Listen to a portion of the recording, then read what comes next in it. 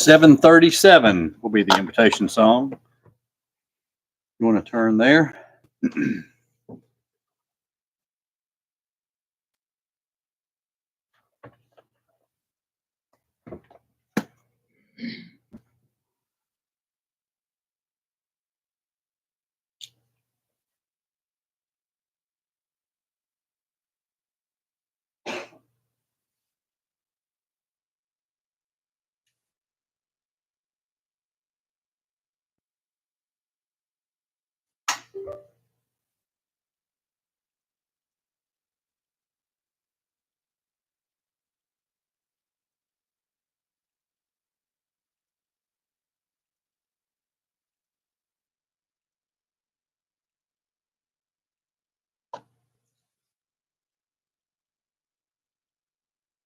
That's the emoji for discouragement, is what Google said. So that's what you get tonight. I'm kind of tagging on to James' lesson Sunday night.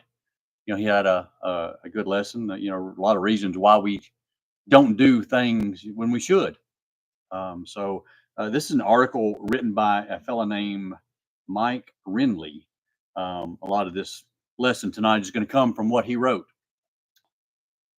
It says the story is told of Satan, who once conducted a garage sale and offered all the tools of his trade to anyone who would pay the price. They were spread out on the table, and each one was labeled hatred, malice, envy, gossip, lust, and so on. All the weapons that everyone knows so well. But off to one side lay a harmless looking tool marked discouragement. It was old and it was worn out, but it was priced far above the rest, 3 and 4 times higher than some of the other tools that the devil used. When asked the reason why, Satan replied, because I can use this one so much more easily than the others. No one knows it belongs to me. So with it, I can open doors that are bolted tightly against the other tools. And once I get inside that man's heart with this tool, I can easily use any other tool that best suits my purpose. So talking about discouragement and some ideas of discouragement in the scriptures. So Moses sending the spies into Canaan in Numbers 13, 1 through 2, it says, and the Lord spoke to Moses saying, send men to spy out the land of Canaan, which I am giving to the children of Israel from each tribe of their fathers. You shall send a man, every one a leader among them. And in Numbers 13, 31 through 33, it says, but the men who had gone up with him said, we are unable to go up against the people, for they are stronger than we. And they gave the children of Israel a bad report of the land which they had spied out, saying, the land through which we have gone as spies is a land that devours its inhabitants, and all the people whom we saw in it are men of great stature. There we saw the giants, the descendants of Anak came from the giants. And we were like grasshoppers in our own sight, and so we were in their sight. Very discouraging report that they gave. Wouldn't you agree? So all but Joshua and Caleb came back with discouraging news. And they said in Numbers 14:8, it says, if the Lord delights in us, he will bring us into this land and give it to us, a land which flows with milk and honey. But you know, that report that was initially given by the other spies, how discouraging, you know, and it discouraged all of Israel, you know, and as a result, they had to wander. They had to wander. And they did not get to experience the land of Canaan.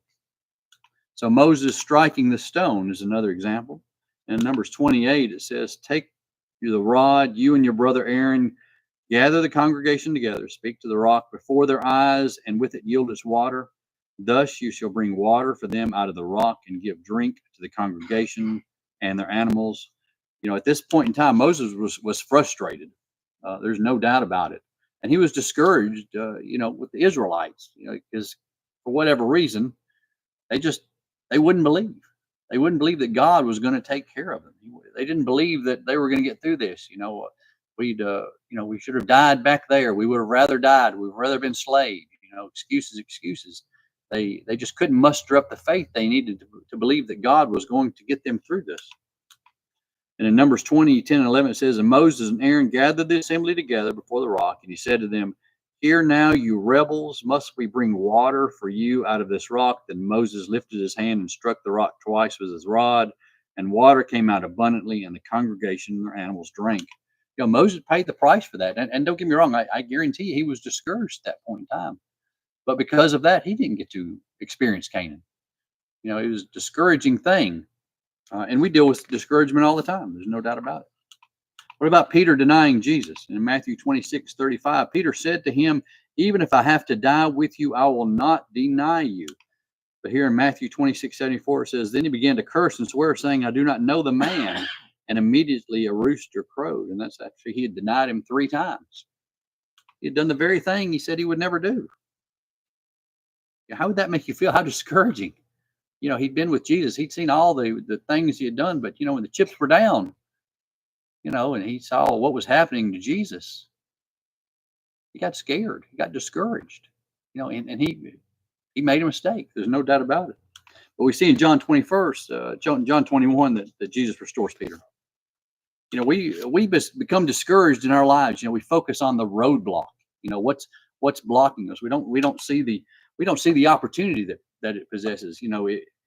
If we can be strong through those hardships that we have in this life, we're going to come out so much better on the other side. And when those things happen again, it's going to be a lot easier to get through them.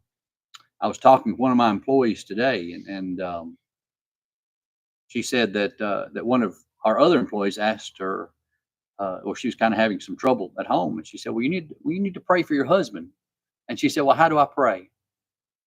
That's discouraging. But she took the time and had the opportunity. What a great opportunity to talk to someone about Christ and talk to them about religion, and maybe get them going in the right direction. To that person, that's a major roadblock. And I don't see how people get through their lives without Christ in their life, without knowing that there is something better than what we're dealing with here on earth. We start believing the lies of Satan. You get that I can't do it mentality. I just can't do it. I can't deal with this. I can't do it. I can't last another day. I think a lot of divorces end up that way. For no scriptural reason. I just can't put up with it anymore. And they throw in the towel, not realizing that it's not their towel to throw. God's ordained marriage, and that's not how you get out of it. And in John 8:44, it says, because there is no truth in him, when he speaks a lie, he speaks from his own resources, for he is a liar and the father of the lies. We doubt him, but become discouraged, and that sometimes that leads to sin, such as in divorce, but also in many other things. Some people get down on their luck and they get discouraged and they think about stealing, and it's sad, but if the world functioned as God had intended it to, you wouldn't have people that needed to steal. They would be taken care of in their local congregation. There would be no need for that. When times were tough, those people be taken care of. But in those situations, they get discouraged and they think, I've got to do something. I can't go on, and that leads to sin. That leads to this or leads to that, and bigger sins.